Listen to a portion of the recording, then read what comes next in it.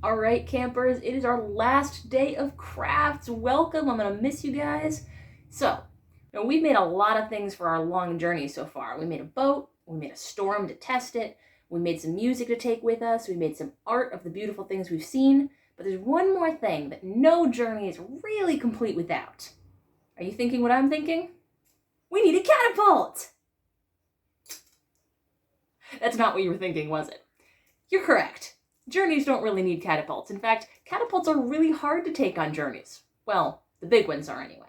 But we're not making a full-size catapult today. We're making a little handheld version. Are you excited? I bet you are. Let's get started. Let's set up our workstation. We're going to need a pair of scissors, a plastic spoon, a roll of tape, 3 popsicle sticks, and 1 rubber band. We're going to start by constructing the frame for our catapult. We'll take 1 popsicle stick and lay it down flat. We'll take our second popsicle stick and lay it down to make a T. And we'll take our last popsicle stick and we'll lay it on top of that cross piece in the T. So that's our shape, and now we need to use tape to get it to stay. And the number 1 key is to pull the tape tight when you're wrapping it. I'm going to start by taping one end of the top bar of the T. It can be tricky to move it around. It's okay if it slides out of place. Just pinch it back together once you've got it up in your hand. Pinch the 2 ends together so that there's no space between them. And then tape.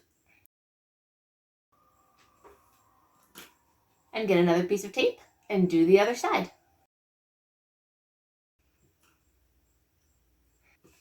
Next, we're going to use tape to secure this middle piece. I will be using a piece of tape and wrapping in an X pattern across the diagonals of this T shape here. So we'll go across this way and then under, and then across this way and then under. You can make your piece of tape about as long as the popsicle stick. And remember, pull as tight as you can. The tighter your tape, the better your catapult will hold. And then just to be sure, I'm going to do another piece of tape in that same X pattern around the middle here. And now we have our T-frame. Our next step is to get our spoon attached. We're going to take another piece of tape, again about the length of that popsicle stick.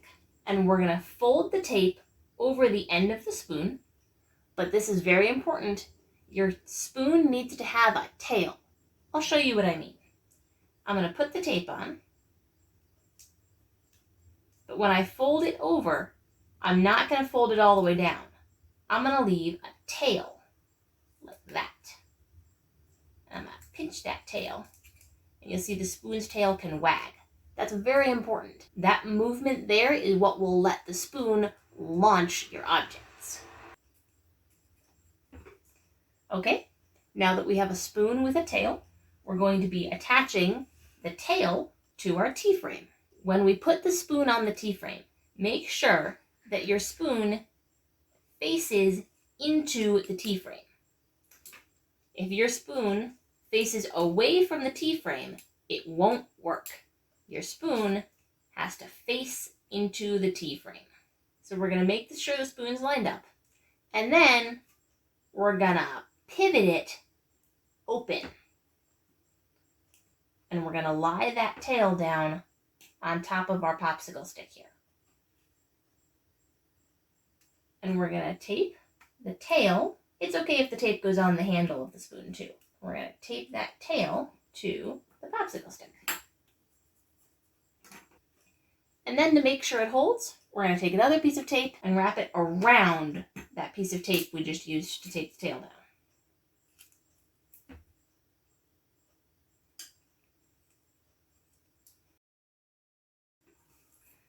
So now, your spoon should have free movement up and down.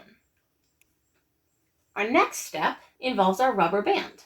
We're going to take our scissors and cut a slice in the rubber band so that we have a line. We're going to open up that T-frame again, and first we're going to tape one end of the rubber band to the top of our popsicle stick.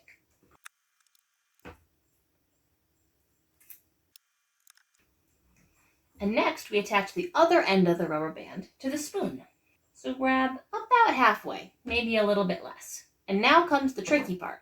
Now we have to wrap tape around the rubber band and the spoon while holding the rubber band to the spoon.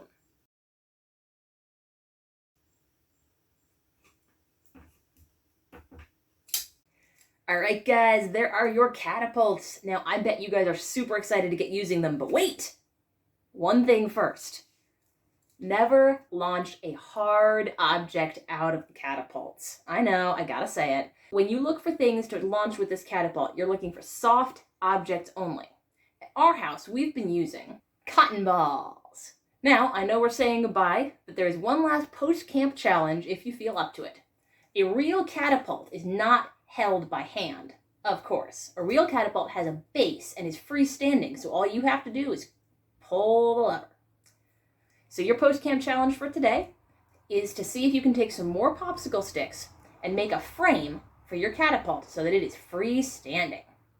All right, guys, that is our final day of crafts. I hope you had fun this week. I will miss you guys. See you next year.